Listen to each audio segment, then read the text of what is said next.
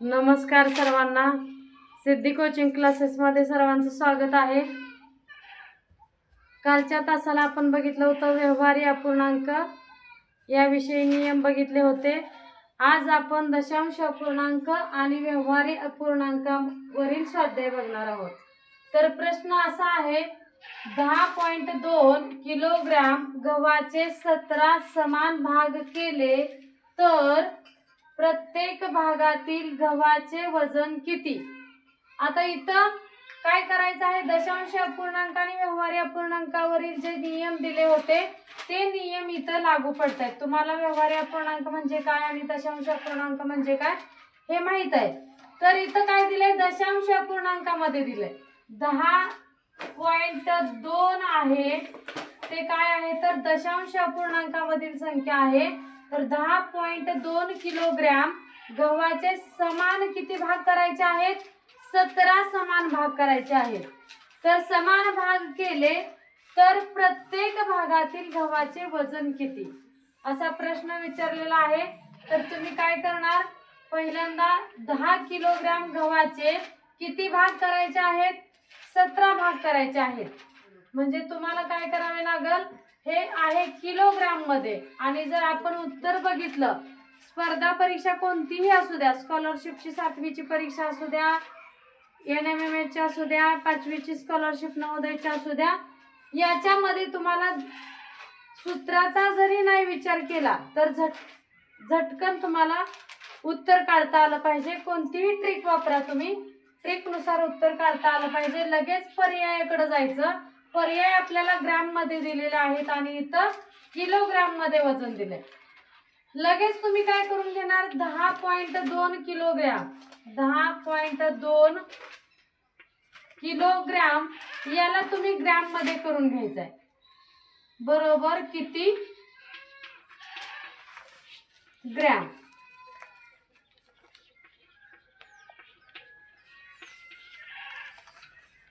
तर तुम्हाला काय तुम्हाला तो अपूर्णांकावरील मापनाचा चार्ट दिला होता. त्याच्यामध्ये दिलं होतं बघा, ग्रॅम असेल, मीटर असेल, लिटर असेल, तर याच्या मापनाचा कन्वर्ट किलोग्रामचं ग्रॅम मध्ये, हेक्टोग्रामचं डेकाग्राम मध्ये वगैरे दिलं होतं.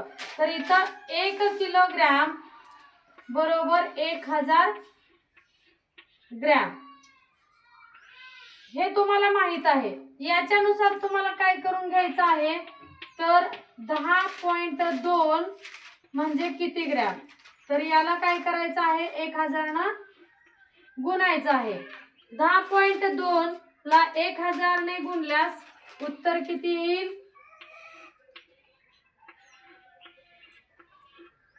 जसंच्या तसं अपूर्णांकामध्ये नियम दिले होते बघा, गुणाकार करताना ही पहिली जी संख्या दिलेली आहे जशीच्या तशी लिहा आणि इकडचे शून्य जसेच्या तसे उतरून घ्यायचे. आणि पॉइंट काय करायचा आहे, पॉइंट इथं 1000 आहे तर तुम्ही 10,200 पॉइंट द्यायचंय तुम्हाला. एक संख्या सोडून पॉइंट आहे तर इथं पॉइंट येईल. तर इथं येईल 10,200.0. तर तुम्हाला याचं 10.2 किलोग्रामचं तुम्हाला ग्रॅम मध्ये रूपांतर झालेलं आहे. पहिल्यांदा तुम्ही काय करून घेतलं, ग्रॅम मध्ये रूपांतर करून घेतलं. मग तुम्हाला काय करायचे आहे तर 17 समान भाग करायचे. 17 समान भाग करण्यासाठी एखादचं गणित पुसून घ्यावं लागेल.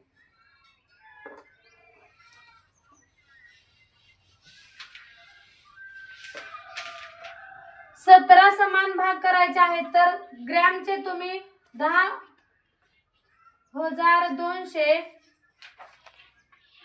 ग्रॅमचं तुम्हाला 17 भागात रूपांतर करायचं आहे. 17 समान भाग करण्यासाठी तुम्हाला काय करावे लागेल, 17 ने 10,200 ला भागावं लागेल.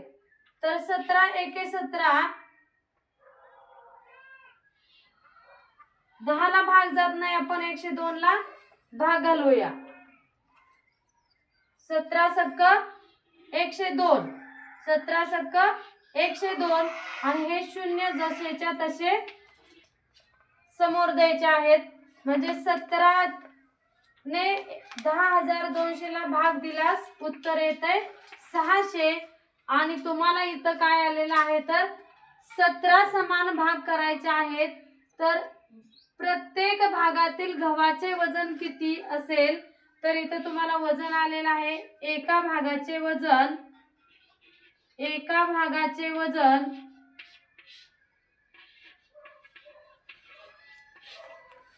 600 ग्रॅम आलेलं आहे। एका भागाचे वजन इथं पर्यायामध्ये आहे बघा 3 नंबरचा पर्याय बरोबर आहे 600 ग्रॅम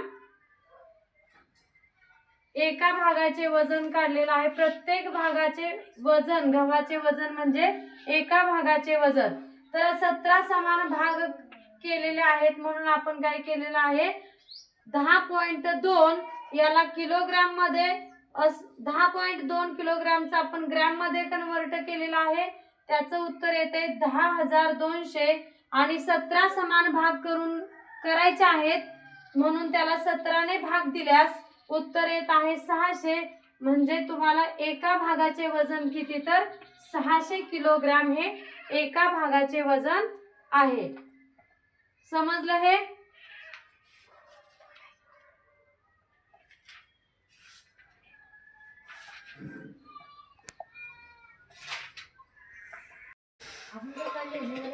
दुसरं गणित बघा 7/4 अधिक 4/5 भागिले 8/15 वजा 9/4 गुणुले 2/3 बरोबर किती? असा परीक्षेला प्रश्न येऊ शकतो आणि या पदावलीमध्ये म्हणजे तुम्हाला पूर्ण संख्यांची पदावली माहित आहे तर तुम्हाला अपूर्णांकाची पदावली दिलेली आहे आणि पदावलीमध्ये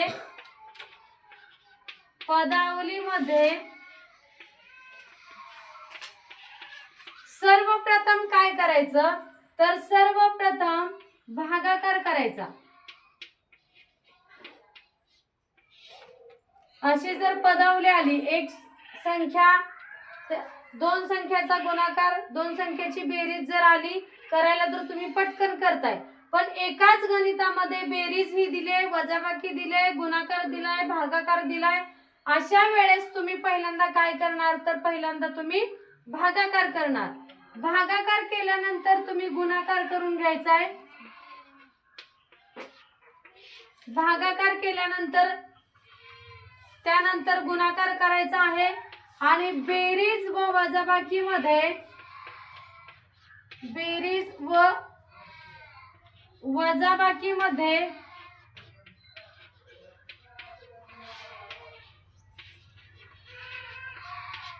जे सुरुवातीला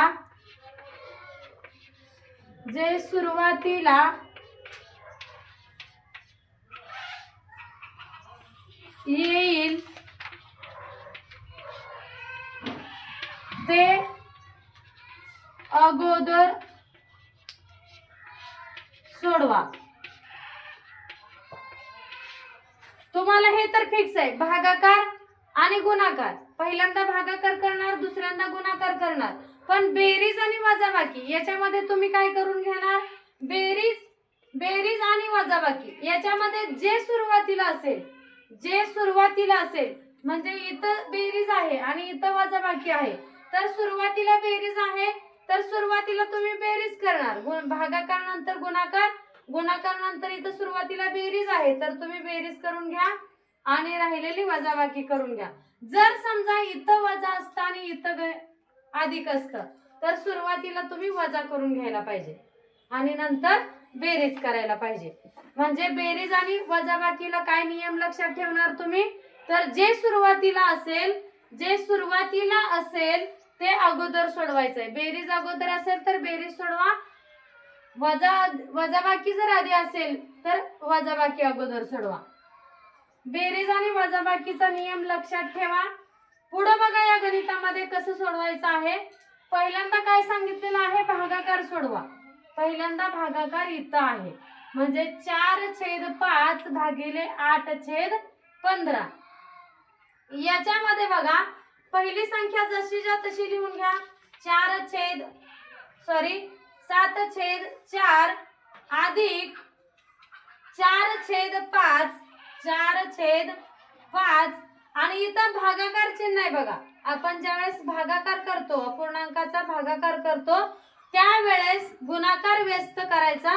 म्हणजे भागाकार ज्यावेळेस आपल्याला भागाकार दिलेला असतो 3/2 भागिले 4/5 असा जर भागाकार दिला तर आपण हे सोडवताना अपूर्णांकाचा भागाकार काय करतो 2/3 गुणुले गुणाकार व्यस्त म्हणजे अंश दुसऱ्या संख्येचा अंशाचा छेद आणि छेदाचा अंश करतो. म्हणजे छेदामध्ये 5 आहे ते अंशामध्ये आणि 4 आहे अंशामध्ये ते छेदामध्ये नेतो आणि याचा गुणाकार करतो. इथं जर भाग जात असेल तर भाग घालवतो. बे एक बे, बे दोन्ही 4, इथं 5 एके 5 आणि 4 3 दोन्ही 6 उरलेला आहे.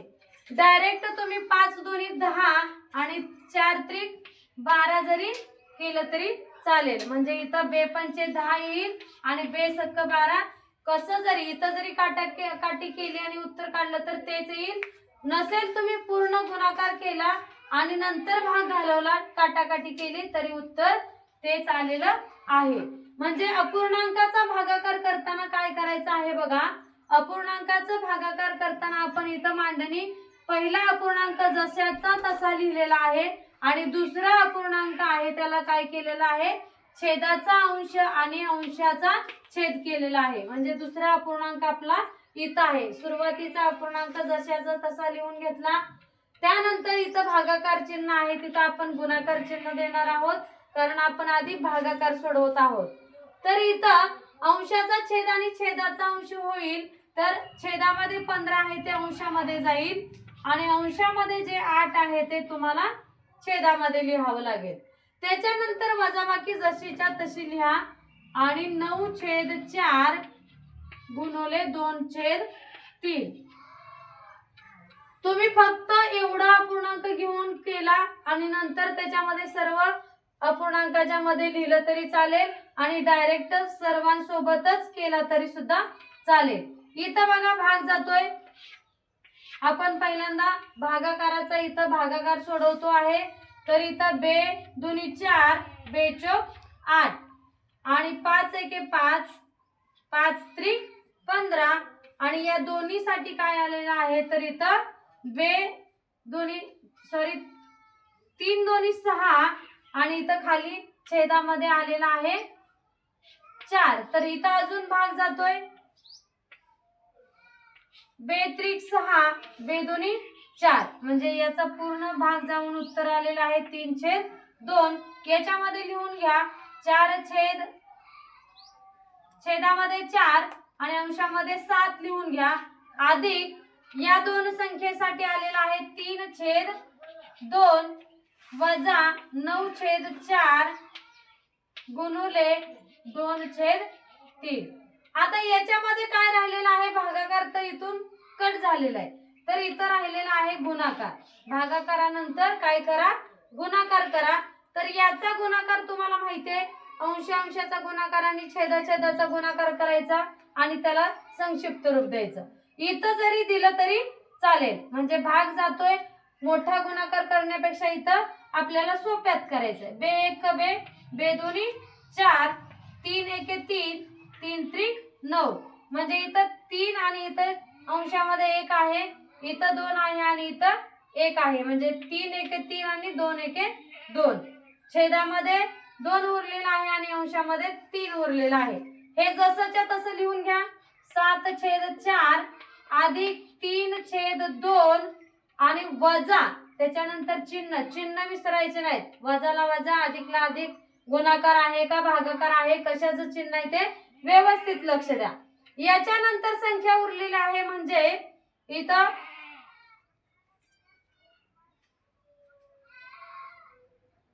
3/2 3/2 आणि बघा इथं पहिल्यांदा काय आलेलं आहे इथं सांगितलंय बेरीज व वजाबाकी मध्ये जे सुरुवातीला येईल ते अगोदर सोडवा. म्हणजे इथं आता शिल्लक राहिले फक्त बेरीज आणि वजाबाकी. याच्यामध्ये तुम्ही सुरुवातीला काय सोडवणार तर बेरीज सोडवणार. तुम्हाला अपूर्णांकाची बेरीज कशी करायची ते माहितीये. अपूर्णांकाची बेरीज करत असताना पाया म्हणजे छेद समान करून घ्यावा लागतो. आता इथं आहे 7/4 आणि इथं आहे 3/2. तर एका साईडला गुणून जर पाया समान होत असेल तर करायचं आहे आणि एका साईडला गुणून जर पाया समान होत नसेल तर दोन्ही बाजूला गुणायचं. इथं 2 आणि इथं 4 असल्यामुळे या साईडला आपण 4 करू शकतो. 2 ला 2 गुणलं, जर छेदाला 2 न गुणलं तर अंशाला सुद्धा 2 न गुणायचं. मग इथं येईल 7/4 अधिक बेत्रिक 6 आणि बेदोनी 4. म्हणजे इथं पाया समान झालेला आहे. या दोन्हीसाठी आपण बेरीज करणार आहोत. पायाला पाया 1/4 साठी आणि 7 आणि 6 13. म्हणजे इथं काय आलेलं आहे बेरीज या दोघांची 7/4 अधिक 3/2 यांची बेरीज आलेली आहे 13/4. याच्यामध्ये बघा आता वजाबाकी करायला संख्या पुढे उरलेली आहे. वजा 3/2 म्हणजे एकही संख्या गाळायची नाही. तर इथं वजाबाकी आणि बेरीज करायची असेल तर आपल्याला पाया समान करून घ्यावा लागतोय. इथं सुद्धा 4 आहे आणि 2 आहे म्हणजे पाया समान नाही. तर या साईडला 2 ने गुणलं तर आपला पाया समान होतोय. इथं 13/4 वजा 3 दोन्ही 6 आणि 4 दोन्ही बेदोनी 4. तर इथं बघा पाया समान झालेला आहे.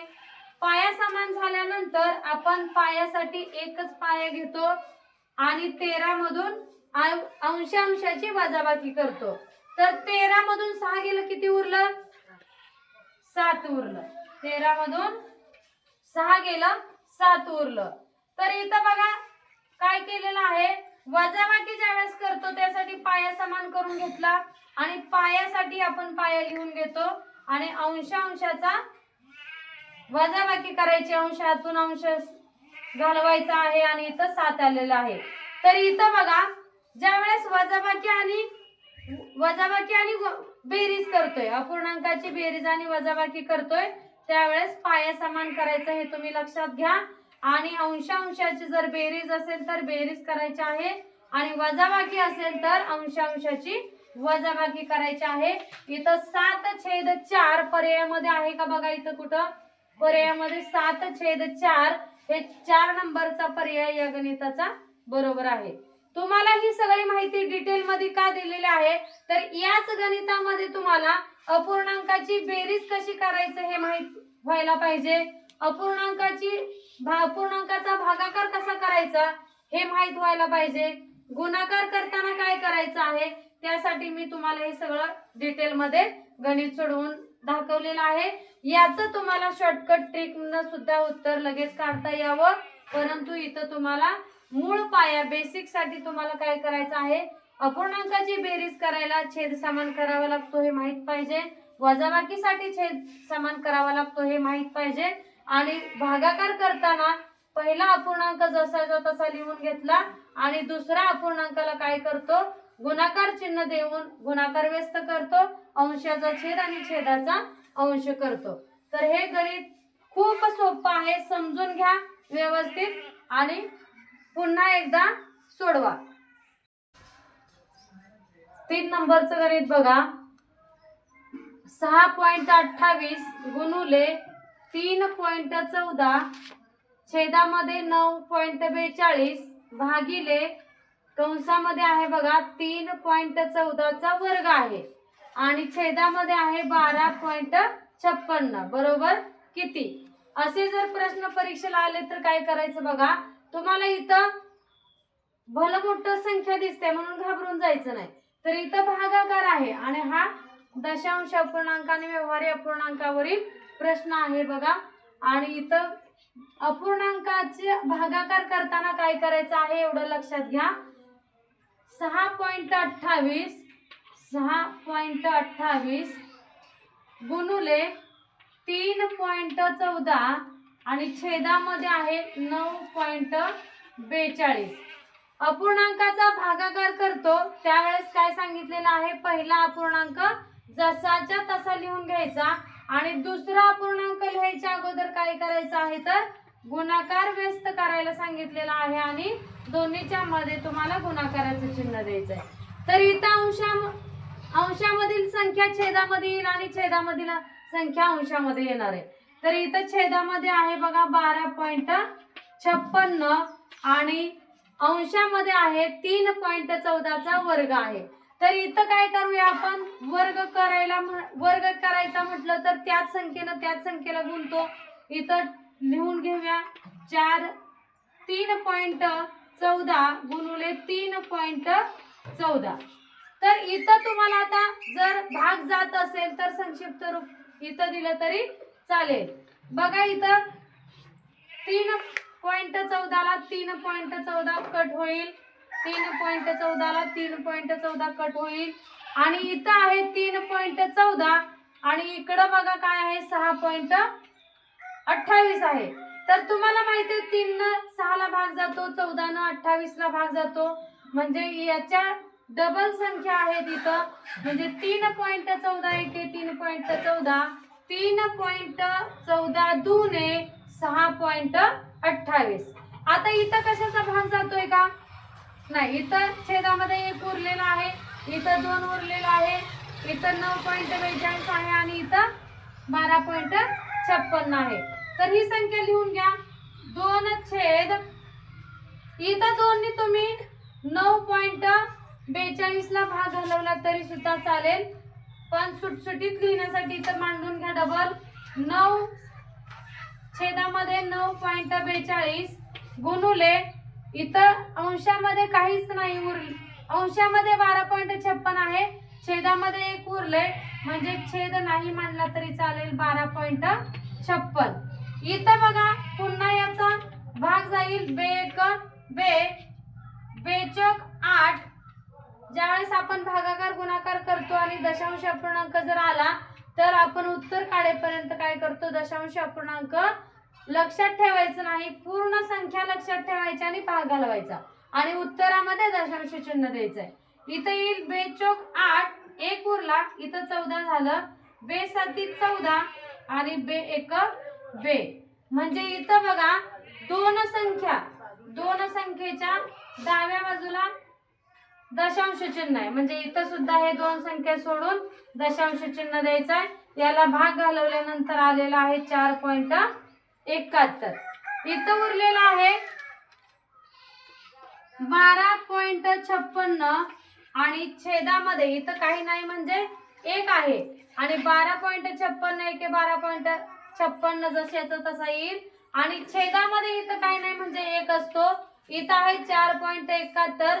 तर त्याचा गुणाकारामध्ये आपण अंशांशाचा गुणाकार करतो आणि छेदाचा गुणाकार करतो।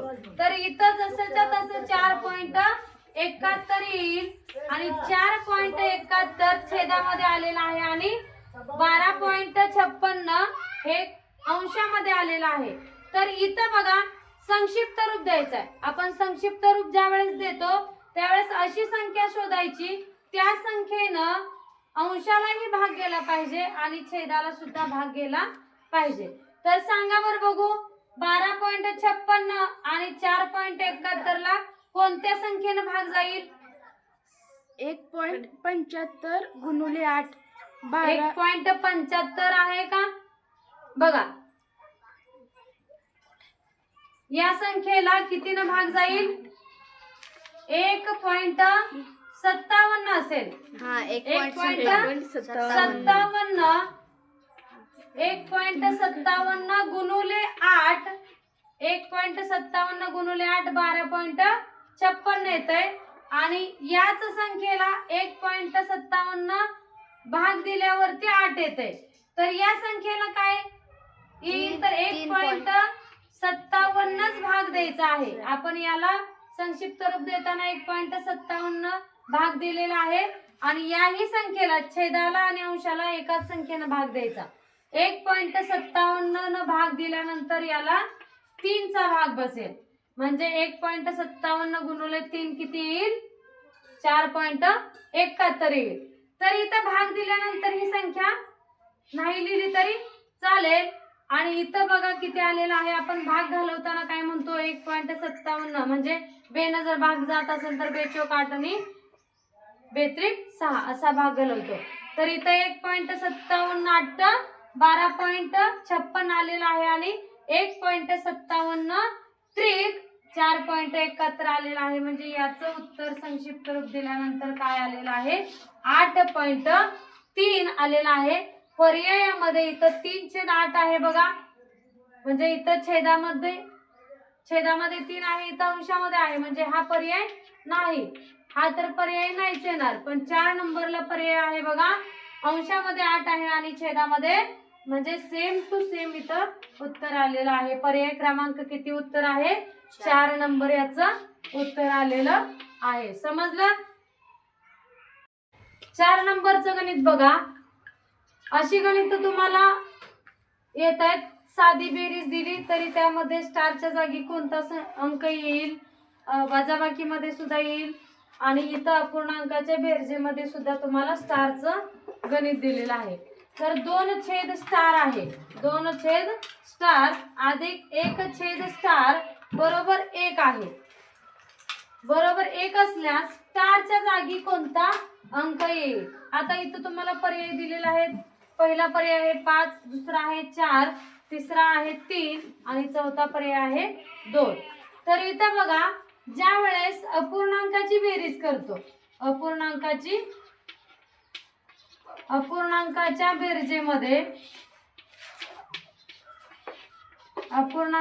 बेरीज करताना 1 कधी येतो, बेरीज 1 केव्हा येते तर त्याचा छेद आणि अंश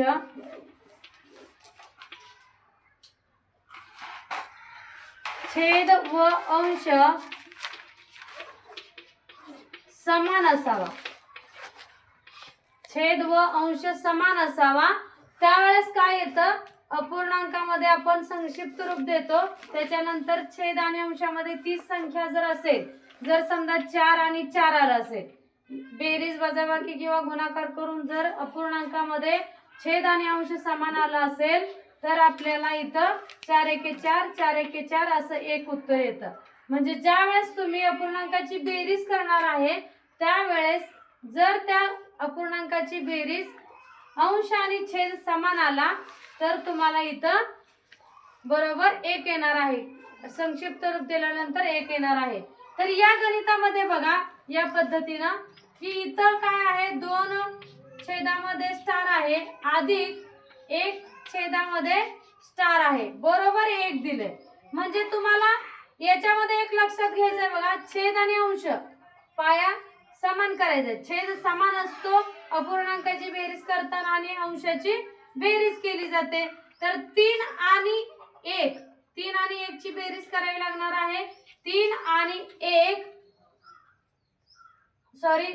1 3 येणार आहे आणि इथं बरोबर 1 आहे. म्हणजे तुम्हाला इथं काय आलं पाहिजे, म्हणजे इथं बरोबर 1 येईल तर समान, तुम्हाला सांगितलं होतं छेद आणि अंश समान असावा. तर इथं काय आहे 3, म्हणजे स्टारच्या जागी जर 3 घेतलं तर आपल्याला उत्तर 1 येणार आहे. 3 एके 3 आणि 3 एके 3 बरोबर 1 येईल. म्हणजे स्टारच्या जागी 3 ठेवावं. पर्याय नंबर 3. जर स्टारच्या जागी 3 ठेवलं तर तुम्हाला इथं बेरीज केल्यानंतर अपूर्णांकाचे उत्तर 1 मिळते. इथं 3 ठेवून बघा, 2/3 अधिक 1/3. इथं पाया समान आहे, स्टार दोन्ही दिलेले आहेत, म्हणजे या दोन्ही ठिकाणी एकच संख्या असते. तर या दोन्ही ठिकाणी 3 आलेला आहे. आपण बेरीज करताना काय करतो, छेदासाठी छेद लिहून घेतो आणि अंशाची बेरीज करतो. 2 आणि 1 3 आलेला आहे आणि 3 एके 3, 3 एके 3 बरोबर उत्तर 1 आलेलं आहे.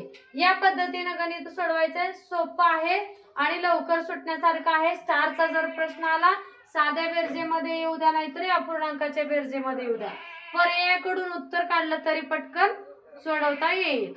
समजलं? तर आपण आज अपूर्णांकावरील गणित सोडवलेले आहेत, दशांश अपूर्णांक आणि व्यवहारी अपूर्णांक. तर तुम्हाला याच्या अगोदरच्या क्लासमध्ये व्यवहारी अपूर्णांक आणि दशांश अपूर्णांकाची माहिती सांगितली होती. या क्लासमध्ये आपण व्यवहार्य अपूर्णांक आणि दशांश अपूर्णांकावरील गणित सोडवलेले आहेत.